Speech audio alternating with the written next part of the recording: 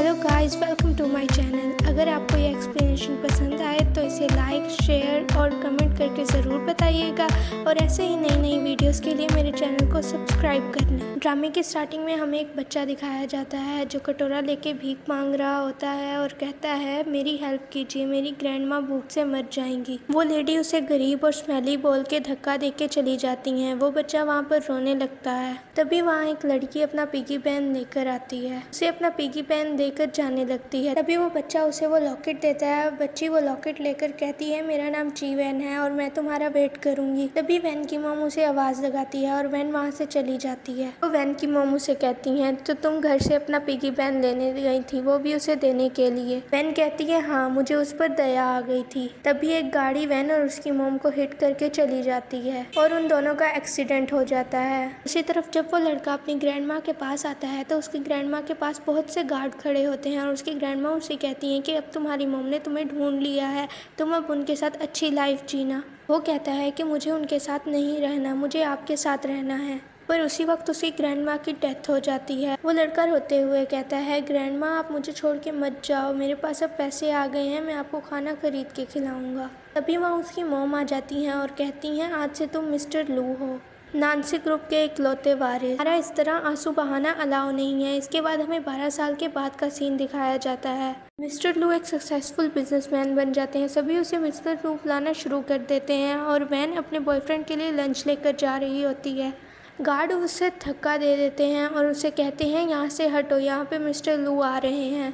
Van के हाथ पर चोट लग जाती है और मिस्टर लू उसको उठाने के लिए अपना हाथ आगे बढ़ाते हैं। अभी सेक्रेटरी आकर कहता है जिस पर्सन को आप ढूंढना चाहते थे उसकी खबर हमें मिल गई है। मिस्टर लू वहाँ से चले जाते हैं। वैन अपने बॉयफ्रेंड से कहती है मैं बस खाना लेकर आ ही रही हूँ। हान उसे कहता है उसकी ज़रूरत नहीं है, मैं अपने ऑफिस में कॉलीग के साथ बाहर खाने जा रहा हूँ। वैन को उसके होटल से कॉल आता है कि जल्दी होटल आओ, एक बड़ी कंपनी के प्रेसिडेंट हमारा होटल देखने आ रहे हैं। जब वैन होटल आती है तो मैनेजर कहती है ठीक से काम करो, इधर उधर मत घूमो। उसी वक्त मिस्टर लू भी होटल में आ जाते हैं। उसके बाद हान एक लड़की को लेकर उसी होटल में आता है। उस लड़की का नाम जिया होता है। वैन उसे देखकर चौंक जाती है और हान जिया को कहता है कि इस होटल की डेकोरेशन बहुत ओल्ड है, हम किसी और होटल में चलते हैं। लेकिन जिया कहती है नहीं, ये मेरा फेवरेट होटल है, यहाँ का खाना और ड्रिंक कंट्री में सबसे बेस्ट है। वैन हान से कहती है कि वो कौन है। हान कहता है कि वो मेरी एक क्लाइंट है। वैन कहती है कि तुम मुझे बेवकूफ़ समझते हो, तुम एक क्लाइंट को कंपनी देने होटल के रूम में आए हो।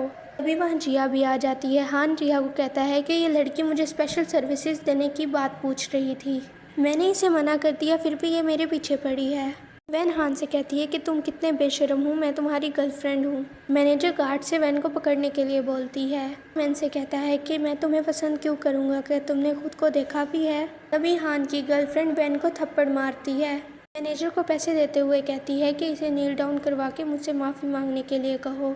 मैनेजर अपने गार्ड्स को ऑर्डर देती है और गार्ड्स वैन को नील डाउन करवा देते हैं। जिया गंदा पानी लेकर वैन के ऊपर डाल देती है। हान कहता है कि इसे यहाँ से निकाल दो। तभी वहाँ मिस्टर लू आते हैं और कहते हैं इसने क्या गलत किया है। जिया कहती है कि इसने मेरे बॉयफ्रेंड को फंसाने की कोशिश की है और वैन कहती है मैंने ऐसा कुछ भी नहीं किया।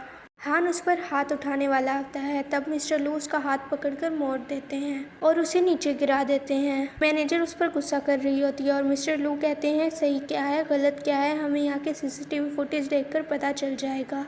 हान ये सुनकर हाथ में दर्द होने की एक्टिंग करने लगता है और उसकी गर्लफ्रेंड उसको हॉस्पिटल ले जाती है। मैनेजर उसे कहती है कि ये लू का होटल है, यहाँ हंगामा करोगे तो मारे जाओगे। तभी सेक्रेटरी वहाँ आता है और कहता है ये हमारे मिस्टर लू हैं। गार्ड फौरन ये सुनकर वैन को छोड़ देते हैं। मिस्टर लू वैन को हैंकी देते हैं और मैनेजर मिस्टर लू से सॉरी बोलने लगती है। मिस्टर लू कहते हैं आज से मैं तुम्हें लू फैमिली से रिमूव करता हूँ।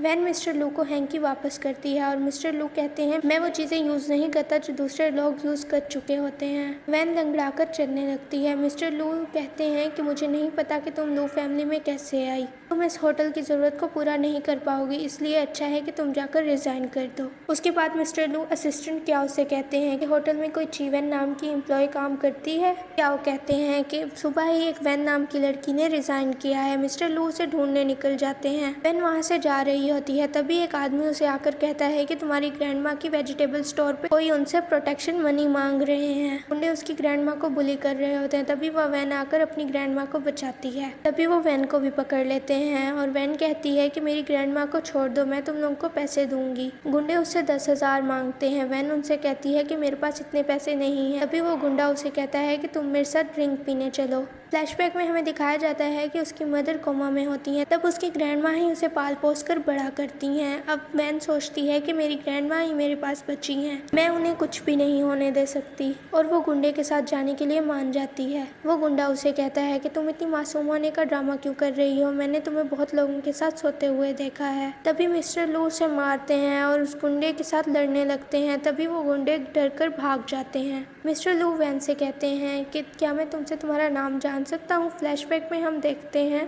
कि उसके डैड और उसके स्टेप मदर उसकी मोम की चीज़ें उठा रहे होते हैं और वैन उनसे कहती है कि मेरी मोम की चीज़ों को हाथ मत लगाओ। तभी वो उसे थप्पड़ मारते हैं और कहते हैं कि तुम्हारी मोम अब कभी नहीं उठेंगी, और उसकी मोम की सारी कीमती चीज़ें लेकर चले जाते हैं। तभी वैन कहती है कि डैड बहुत बुरे हैं, डैड हमसे प्यार नहीं करते, मुझे उनका सरनेम नहीं चाहिए, आज से मेरा नाम क्याओ वैन है। प्रेजेंट में वो अपना नाम मिस्टर लू को क्याओ वैन बताती है। तभी सेक्रेटरी आकर बताता है जिसने आज रिजाइन दिया है उसका नाम क्याओ वैन है, वो पर्सन नहीं है जिसे हम ढूंढ रहे हैं। मिस्टर लू वैन का पेंडेंट देखते हैं, बट वो पेंडेंट डिफरेंट होता है, इसलिए वो वहाँ से चले जाते हैं। उसके बाद वैन अपनी मोम के पास आ जाती है, जहाँ उसके फादर और स्टेप मदर भी आ जाते हैं। उसकी सिस्टर निंग कहती है कि डैड ने तुम्हारी शादी के लिए एक अच्छा रिश्ता ढूंढा है। वैन कहती है चाहे आप मुझे पीट कर मार क्यों ना दे, पर मैं ये शादी कभी नहीं करूंगी। उसकी स्टेप मॉम कहती हैं अपने डैड पर गुस्सा मत करो, लू फैमिली में बहुत से लोग शादी करना चाहते हैं पर किसी को भी ये मौका नहीं मिल पाता। फ्लैशबैक में हम देखते हैं लू फैमिली चाहे रिच है पर वो अपनी फैमिली का नाजायज बेटा है। मैंने सुना है वो घमंडी और गुस्सैल है। वैन उनकी बातों को सुन रही होती है। उसकी मॉम निंग को कहती है कि तुम घबराओ नहीं, मैं वैन को मना लूंगी। प्रेशर में निंग कहती है अगर तुमने शादी नहीं की तो डैड तुम्हारी मॉम का ऑक्सीजन ट्यूब निकाल देंगे। वैन सोचती है कि मेरी जॉब जा चुकी, मॉम के मेडिकल एक्सपेंस के लिए लू फैमिली एक बेटर चॉइस है। वैन कहती है कि मुझसे मेरा पेंडेंट वापस दो जो तुम लोगों ने मुझसे ले लिया था, तभी मैं ये शादी करूंगी। निंग की मॉम निंग से वो पेंडेंट लेकर वैन को दे देती है। फिर वैन दुल्हन बनकर रूम में बैठी होती है। मिस्टर लू उसका घूंघट उठाते हैं और वो एक दूसरे को देखकर चौंक जाते हैं।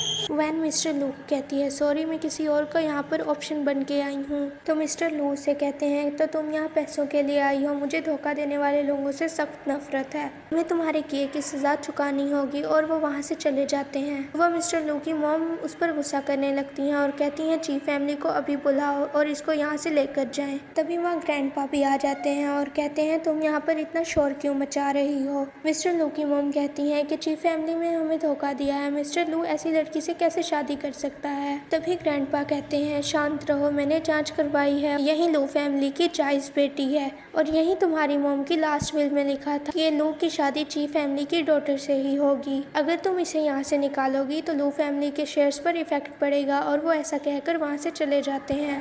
तभी मिस्टर लू की मदर मेड से कहती हैं कि तुम इससे यहाँ की सफाई करवाओ। वैन सफाई करना शुरू कर देती है और तभी वहाँ खड़ी मेड्स आपस में बातें करना शुरू करती हैं कि मैडम इसे बिल्कुल पसंद नहीं करती। मैंने सुना है कि मिस्टर लू अपनी फर्स्ट नाइट के टाइम इसको अकेला छोड़कर चले गए थे। तभी मेड्स उससे बदतमीजी करने लगती हैं, यहाँ उसे खींचने लगती हैं। तभी वो उसके गले में पेंडेंट देख लेती हैं और कहती हैं कि तुम्हारे पास यंग मास्टर का पेंडेंट कहाँ से आया, तुमने ये पेंडेंट चुराया है ना, और उससे खींचने लगती हैं। तभी वो पेंडेंट टूट जाता है और नीचे गिर जाता है। तभी वहाँ पर मिस्टर लू आ जाते हैं और कहते हैं कि तुम लोग क्या कर रहे हो। वैन अपना पेंडेंट फौरन से उठा लेती है और वो मेड्स कहती हैं कि हम तो मैडम के साथ हंसी मजाक कर रहे थे। मिस्टर लू उन्हें वहाँ से भगा देते हैं और वैन से कहते हैं कि तुम्हें लू फैमिली में शादी करके रिग्रेट हो रहा है, तो अगर तुम्हें डिवोर्स चाहिए तो मुझे बता देना। वैन मिस्टर लू के गले में वो पेंडेंट देख लेती है। वो कहती है कि ये नहीं हो सकता, इतना गरीब लड़का वो अमीर आदमी नहीं हो सकता। मिस्टर लू को पुराने मोमेंट याद आते हैं और मिस्टर लू कहते हैं कि ये लड़की मुझे उस लड़की की तरह सिमिलर क्यों लगती है। फिर मेड आकर कहती है कि यंग लेडी बेहोश हो गई है। फिर मिस्टर लू फैमिली डॉक्टर को बुलाने को कहते हैं बट मेड कहती है वो तो छुट्टी पर है। फिर मिस्टर लू वैन को उठाकर हॉस्पिटल हॉस्पिटल ले जाते हैं। डॉक्टर मिस्टर लू को कहता है कि पेशेंट की बॉडी बहुत वीक है, फ्यूचर में आपको इनका ख्याल रखने की ज़रूरत है। तभी वह निंग भी मिस्टर लू को वैन की केयर करते हुए देखती है और निंग कहती है कि शादी को एक दिन भी नहीं हुआ और इसने गुड लुकिंग आदमी के साथ अपने हस्बैंड को चीट करना भी शुरू कर दिया। तभी वो मिस्टर लू की मदर को कॉल करती है और कहती है कि आपकी बहू किसी और के साथ आपके बेटे को चीट कर रही है। मिस्टर लू के जाने के बाद निंग वार्ड में आ जाती है और वैन पर पानी फेंक देती है और कहती है कि तुम किसी और के साथ मिलकर लू फैमिली को ऑफेंड क्यों कर रही हो?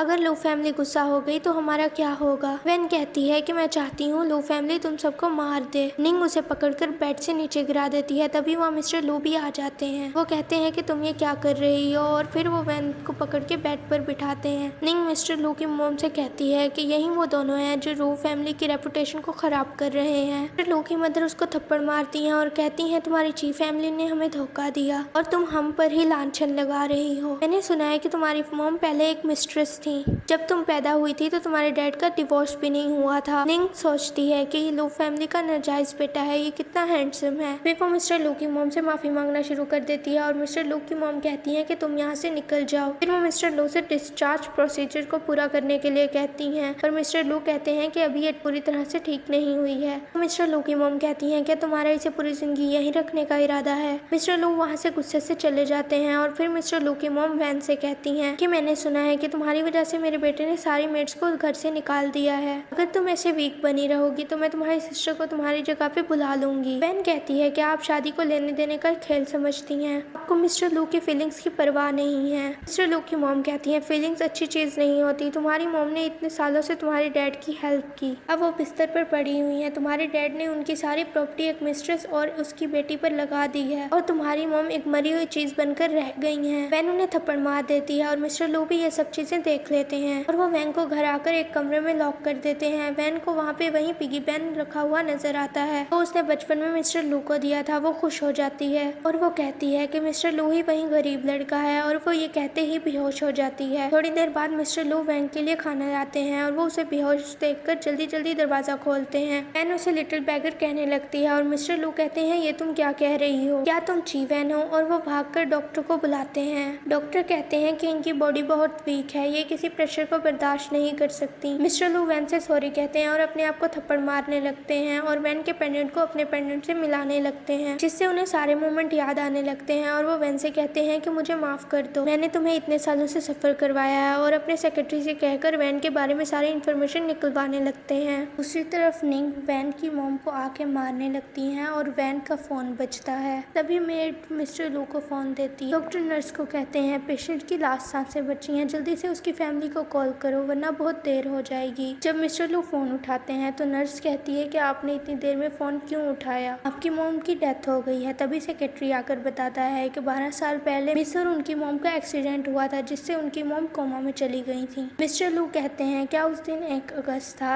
सेक्रेटरी कहता है कि आपको कैसे पता? तभी वैन को एक बुरा सपना आता है और वो मिस्टर लू से अपना फोन मांगती है। मुझे अपनी मोम की सिचुएशन का पता लगाना है, क्या आपको वो पिगी बैंक याद है? और हम पहले भी मिल चुके हैं, मेरा नाम ची वैन है। मिस्टर लू कहते हैं कि तुम्हारी मोम जा चुकी है। वैन कहती है कि ऐसा नहीं हो सकता और मिस्टर लू के हाथ से फोन छीन लेती है और हॉस्पिटल में कॉल करती है। नर्स कहती है कि तुम्हारी मोम मर चुकी हैं और तुम अभी तक अपनी मोम को देखने भी नहीं आई हो। वैन कहती है कि तुम सब लोग झूठ बोल रहे हो और वहाँ से हॉस्पिटल भाग जाती है। जब वो हॉस्पिटल पहुँचती है तो नर्स कहती है अगर तुम जल्दी आ जाती तो तुम्हारी मोम बच जाती। वैन मिस्टर लू को थप्पड़ मारती है और मिस्टर लू को कहती है कि तुम्हारी वजह से मैं अपनी मोम को लास्ट बार नहीं देख पाई, मुझे मेरी मोम वापस दो। उसके बाद वैन डिवोर्स पेपर पर साइन कर देती है और मिस्टर लू कहते हैं कि मुझे डिवोर्स नहीं चाहिए। वैन कहती है कि मुझे एक पैसा भी नहीं चाहिए, बस मुझे एक सिंपल लाइफ जीनी है। मिस्टर लू की आंखों से आंसू निकल आते हैं और वो कहते हैं जब तुम्हें ऐसा करते हुए रिग्रेट नहीं होगा तो मैं इन डिवोर्स पेपर पर साइन कर दूंगा। उसके बाद मिस्टर लू सैड होकर ड्रिंक कर रहे होते हैं और तभी वहाँ उनकी मोम आ जाती हैं। कहती हैं तुम्हें क्या हो गया है, तुमने अपनी ऐसी हालत क्यों बना रखी है? मिस्टर लू को गुस्सा आ जाता है और वो कहते हैं आपको मुझसे क्या चाहिए, वैन ने मुझे डिवोर्स दे दी है तो आपको खुशी मिल गई होगी। क्या आप जानते हैं कि वैन ने ही मुझे वो पिगी बैंक दिया था, वही मेरे अंधेरे से भरी हुई जिंदगी की एक रोशनी थी। उसी रात उसका और उसकी मोम का एक्सीडेंट हो गया था तो उसकी मोम कहती हैं तुम जाओ और उसे वापस लेके आओ, तुम मेरे बेटे हो, तुम ऐसे डरपोक बनकर नहीं बैठ सकते। अगर तुम्हें वो चाहिए तो तुम अपनी पूरी लाइफ उसके पीछे लगा दो। फिर मिस्टर लू अपने सेक्रेटरी से कहते कहते हैं कि वैन की लेग की सर्जरी की प्रिपरेशन करो और उसे ये पता नहीं लगना चाहिए कि ये सब कुछ मैं करवा रहा हूँ। दूसरी तरफ वैन ग्रैंड माँ से कहती है कि डॉक्टर ने मुझे कहा है कि मेरे पैर ठीक हो सकते हैं। ग्रैंड माँ कहती है कि इन सब में कितना पैसा खर्च होगा। वैन कहती है कि ये एक वेलफेयर प्रोजेक्ट है। ग्रैंड माँ कहती है कि जब तुम्हारी मॉम उठकर देखेंगी कि तुम्हारे पैर ठीक हो गए हैं तो वो कितना खुश होंगी। चलो हम तुम्हारी मॉम को देखने चलते हैं। वैन उन्हें कहती है कि उन्हें दूसरे हॉस्पिटल में शिफ्ट कर दिया गया है। दूसरी तरफ हम देखते हैं मिस्टर लू वैन की सर्जरी करते हैं। मिस्टर लू सर्जिकल एक्सपर्ट होते हैं। सर्जरी के बाद वैन के पैर बिल्कुल ठीक हो जाते हैं। वो अपने पैरों पर चलने लगती है। तभी वहाँ हान भी आ जाता है। तुमने मेरा नंबर ब्लॉक क्यों कर दिया है? मैं सिर्फ तुमसे प्यार करता हूँ। गू फैमिली मेरे लिए सिर्फ एक स्प्रिंग बोर्ड है। मैं तुम्हें सपोर्ट करूंगा तुम्हारी मॉम की बीमारी ठीक करने में। तभी वैन कहती है कि तुम चुप रहो। तभी वहाँ जिया आ जाती है और कहती है कि मुझे लगता है कि तुम पिछली बार वाली मार भूल चुकी हो। वैन कहती है कि मुझे कचरा उठाने की आदत नहीं है। अगर तुमने मुझे हार्म किया तो मैं पुलिस को बुलाऊंगी। जिया पूछती है कि इसके पैर ठीक कैसे हो गए और वो गार्ड से वैन को पकड़वा लेती है। नर्स आकर कहती है कि ये हॉस्पिटल है, तुम यहाँ इतना शोर क्यों मचा रही हो? जिया उसे थप्पड़ मारती है और कहती है कि मैं गू फैमिली की डॉटर हूँ, ये हॉस्पिटल मेरे पैसों से चलता है। फिर वो वैन से कहती है कि मैं तुम्हारे दोनों पैरों को डिस्ट्रॉय कर दूंगी, फिर मैं देखती हूँ कि तुम कैसे चल पाती हो। और वो अपने हाथ में चाकू उठा लेती है। मिस्टर लू कहते हैं कि तुम उसे छोड़ दो। जिया उसे कहती है कि तुम कौन हो? आज मैं तुम्हारे सामने इसे मार भी दूं तो तुम मेरा कुछ भी नहीं कर सकते। मिस्टर लू कहते हैं अगर तुमने इसे टच भी किया तो तुम्हारी फैमिली पूरी लाइफ रिग्रेट करेगी। जिया कहती है कि तुम इतना चिल्ला क्यों रहे हो और वो वैन के पेट में चाकू मारने लगती है। तभी मिस्टर लू अपने हाथ से वो चाकू पकड़ लेते हैं। वैन उनके हाथ में पट्टी बांध देती है और उनसे हॉस्पिटल चलने को कहती है। मिस्टर लू कहते हैं आज मैं तुम्हारा बदला लेकर ही रहूंगा और वो अपने गार्ड से जिया और हान को पकड़वा लेते हैं और एक नर्स कॉल करके मिस्टर गू को बुला लेती है। मिस्टर लू वैन से पूछते हैं कि तुम इन्हें क्या सजा देना चाहती हो? वैन कहती है कि मैं इन्हें पुलिस के हवाले करना चाहती हूँ। मिस्टर लू कहते हैं कि ये तो इनके लिए बहुत चीप है, ये तो तुम्हारे लेग्स तोड़ना चाहते थे ना, आज मैं इन दोनों के पैर तोड़ दूंगा। तभी वो मिस्टर गू आ जाते हैं और वो मिस्टर लू से माफी मांगने लगते हैं। जिया कहती है कि डैड आप ये क्या कर रहे हैं? अगर आज आपने इसे नहीं मारा तो मैं आपसे नाराज हो जाऊंगी। मिस्टर गू अपनी बेटी को मारते हैं और कहते हैं कि मिस्टर लू वर्ल्ड के बेस्ट सर्जिकल हैं, तुम इनको कभी कम्पीट नहीं कर पाओगी। फिर वो वैन से कहते हैं कि मुझे पता है कि मिस्टर लू ने पर्सनली खुद अपने हाथों से तुम्हारी सर्जरी की है। वैन ये सुनकर चौंक जाती है और मिस्टर गू कहते हैं कि प्लीज मेरी बेटी को माफ कर दो। वैन कहती है कि मैं चाहती हूँ कि इन्हें पुलिस के हवाले कर दिया जाए। फिर उनको गार्ड पकड़ कर ले जाते हैं। वैन मिस्टर लू से थैंक यू कहती है और मिस्टर लू कहते हैं कि मुझे तो ये करना ही था और तुम्हारी मॉम के लिए सॉरी। तभी वहाँ एक डॉक्टर मिस्टर लू से साइन करवाने आता है। फिर वो वैन को देख के कहता है तुम तो मिस्टर क्राउ की डॉक्टर हो ना? तुम्हारी मॉम की डेथ की खबर सुन के बहुत बुरा लगा। जिस दिन तुम्हारी मॉम की डेथ हुई थी उस दिन मिस निंग उनसे मिलने आई थी। वैन और मिस्टर लू उस दिन की फुटेज को चेक करते हैं और वैन कहती है कि इसी ने मेरी मॉम को मारा है। मिस्टर लू से कहते हैं कि अभी हमें और स्ट्रॉन्ग एविडेंस चाहिए। दूसरी तरफ हम देखते हैं निंग की बर्थडे पार्टी जिसमें उसके बहुत से फ्रेंड्स आए हुए होते हैं। मिस्टर लू से पार्टी में जाने से पहले एक रिकॉर्डर देते हैं और उसे कहते हैं कि अगर तुम्हें किसी भी हेल्प की जरूरत हो तो तुम जोर से मेरा नाम चिल्ला देना। वैन निंग की पार्टी में जाती है और निंग से कहती है कि मुझे अकेले में कुछ बात करनी है। निंग कहती है पहले तो मुझे खुश करो, अपने कपड़े उतारो। वैन अपनी जैकेट उतार देती है और फिर निंग उसके मुंह पर केक मारती है।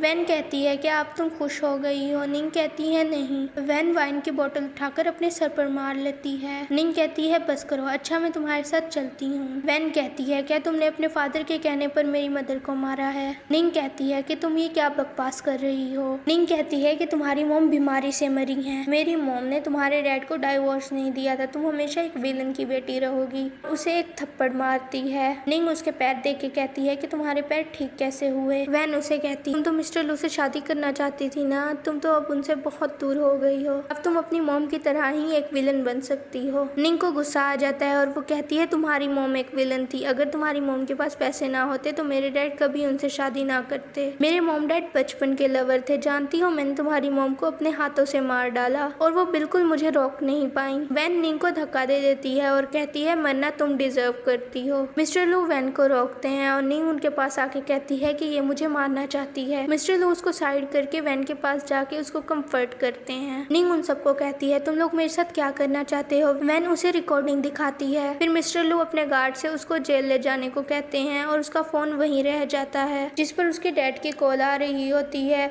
और वो कहते हैं कि तुम जल्दी से कंपनी आ जाओ, आज तुम्हारा बर्थडे है, मैंने शेयर होल्डर्स की मीटिंग रखी है। मीटिंग में मिस्टर मीटिंग में मिस्टर जी कहते हैं क्याओ की डेथ हो गई है, अब उसके सारे शेयर्स मेरे हैं। निंग कहती है मैं इससे डिसएग्री करती हूँ, मैं क्याओ जिन की बेटी हूँ और इस लिहाज से सारे शेयर्स मेरे नाम हुए। निंग की मॉम कहती है तुमने निंग के फियांसे मिस्टर लू को भी चुरा लिया, अब तुम कंपनी भी चुराना चाहती हो। तभी वो मिस्टर लू आ जाते हैं और कहते हैं मेरी वाइफ की इंसल्ट मत करो, उम्मीद है जिन्होंने इसको फोर्स किया मुझसे शादी करने के लिए। मिस्टर जी कहते हैं मेरी मेमोरी थोड़ी वीक है, आज की मीटिंग यहीं क्लोज करते हैं। बेन सबको रोकती है और कहती है कि 12 साल पहले मेरी मॉम ने एक एग्रीमेंट छोड़ा था मेरे लिए और जिसमें उन्होंने सारे शेयर्स मेरे नाम कर दिए थे। मिस्टर जी कहते हैं तुम इतने दिनों के बाद आज ये एग्रीमेंट लेके क्यों आई हो। बेन कहती है क्योंकि तुम लोगों ने मुझे फोर्स कर दिया है, तुम्हारी प्यारी बेटी ने मेरी मॉम को मारा है और मैं आपको बताना भूल गई कि आपकी प्यारी बेटी जेल में है। मिस्टर जी नैंग को कॉल करते हैं, अभी वो फोन बेन के पास बजता है। निंग की मॉम आकर उसको कहती है कि मेरी बेटी मुझे सही सलामत वापस करो। मिस्टर लू उसे धक्का दे देते हैं और फिर वैन उन्हें थप्पड़ मारती है और कहती है कि थप्पड़ मेरी मदर की तरफ से, मैं चाहती हूँ आप सब लोग मर जाओ। उसके बाद मिस्टर लू और वैन एक दूसरे से सॉरी बोलते हैं और वैन उन्हें हक करती है। उसके बाद स्टडी रूम में वैन काम कर रही होती है और मिस्टर लू उसे देखते रहते हैं। वैन उनसे पूछती है कि तुम सोने क्यों नहीं जा रहे। मिस्टर लू उसे कहते हैं कि मैं तुम्हारा वेट कर रहा हूँ। मिस्टर लू वहीं सोफे पर बैठ जाते हैं। थोड़ी देर बाद वैन उन्हें सोने का बोलती है। मिस्टर लू कहते हैं कि ठीक है और वो वैन को उठाकर ले जाते हैं। सुबह मिस्टर लू की मॉम वैन के लिए बहुत सारे डिजाइनर ड्रेसेस खरीद कर लाती है। वैन मिस्टर लू की मॉम से कहती है जो आप लास्ट पर कपड़े लाई थी वो भी अभी तक मैंने पहने नहीं है। मिस्टर लू की मॉम कहती है कि वो पुराने हो गए हैं, ये नए हैं, तुम इन्हें पहनो।